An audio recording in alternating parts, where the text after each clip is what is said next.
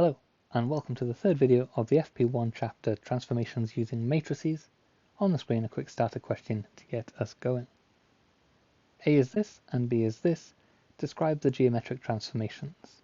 So what we were doing in the last video was applying these to the two position vectors for I and j and seeing what they did. And we could see that very easily because I would change into this and j would change into this. So we've got 0, minus 1, so that means the red one is changing to this, and 1, 0, which means the blue one is changing to this. And taking those two together, we can see that this has rotated 90 degrees clockwise about the origin. The matrix B, same idea. This one has changed to 2, and this one has changed to 0, 2. So here they haven't changed in terms of rotating or reflecting, but they have both stretched out in their respective directions. This is an enlargement. Scale factor 2. And that one is a quick introduction to what we're going to do in this video. We're going to look at enlargements and stretches. We can stretch parallel to the x-axis by a certain scale factor, and we can stretch parallel to the y-axis by a certain scale factor. But these don't need to be the same. If they are the same, then we call it an enlargement, like we had in the starter question. So we'll look at something that does this, and then we'll talk a little bit more about the notes. Here is a matrix. Find the image of a triangle with vertices this under the transformation of A. Okay, let's do that.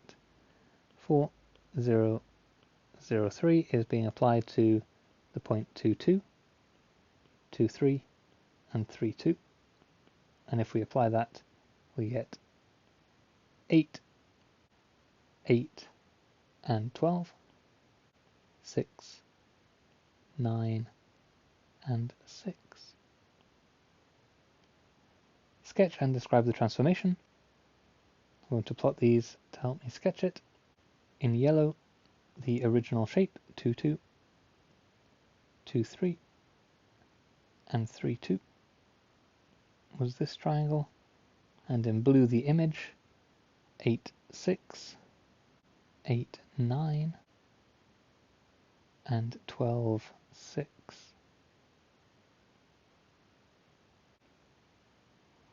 And although my drawing isn't particularly good, I hope you can see that this 1 unit side has become a 3 unit side, so it's stretched by 3 in this direction, but in this direction the 1 unit side has become a 4 unit side, so in the x direction it has stretched 4 times.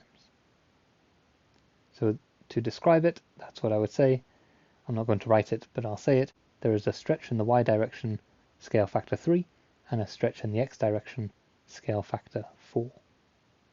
And that's a good example of the more general form of this, which is this. The matrix A, 0, 0, B is a stretch parallel to the x-axis with scale factor A, because you can see it transforms 1, 0 into A0, and a stretch parallel to the y-axis with a scale factor B, because you can see it transforms 0, 1 into 0B.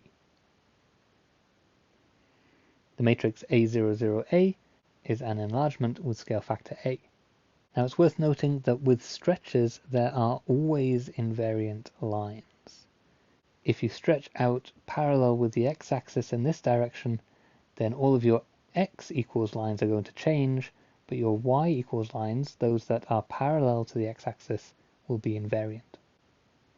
And if you stretch in the y direction, then lines parallel to the y-axis will be invariant.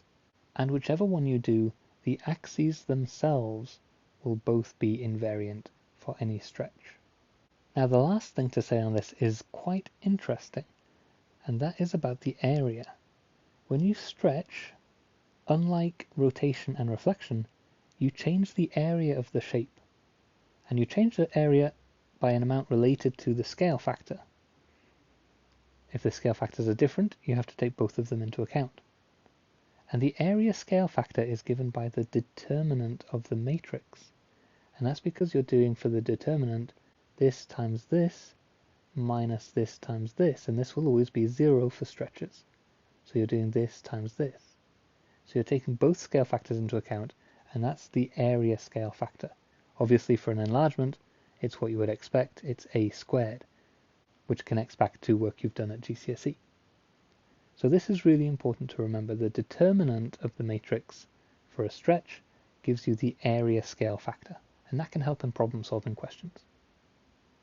So a few examples. Here we have the matrix T, and the first question is simply describe the transformation represented by T. I won't write this down. To save time, I will just talk through it. This is a stretch in the x direction scale factor 2, and this is a stretch in the y direction scale factor 3. Calculate the determinant of T. The determinant of T is 2 times 3 minus 0 times 0, which is just 6.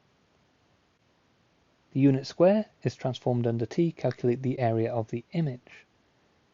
Well, the unit square has area 1, and the scale factor for the area is 6.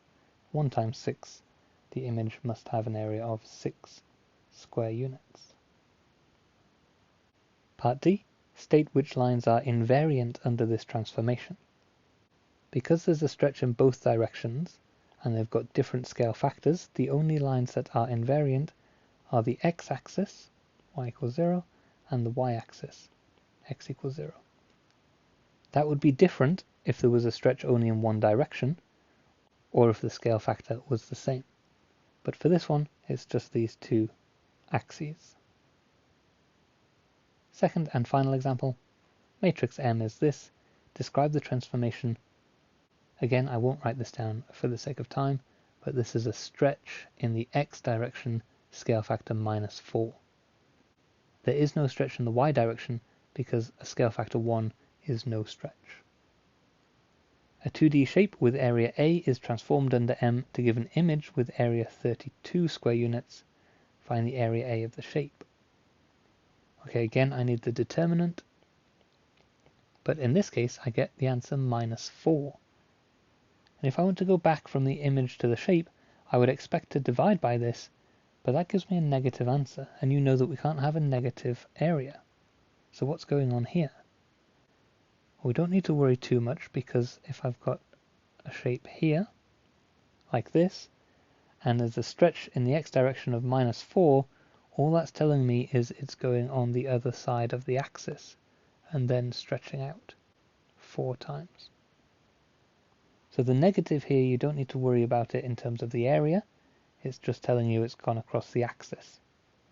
We just need the magnitude of this, 4, 32 divided by 4, the area must have been 8 square units. Part C, write down the matrix that represents the reverse transformation, transforming back to the shape. So how would we go from this to this?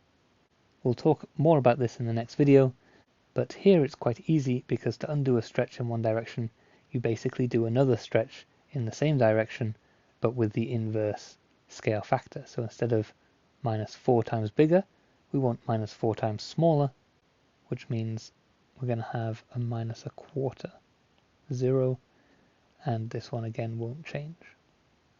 So this would be the matrix that would take you back to this.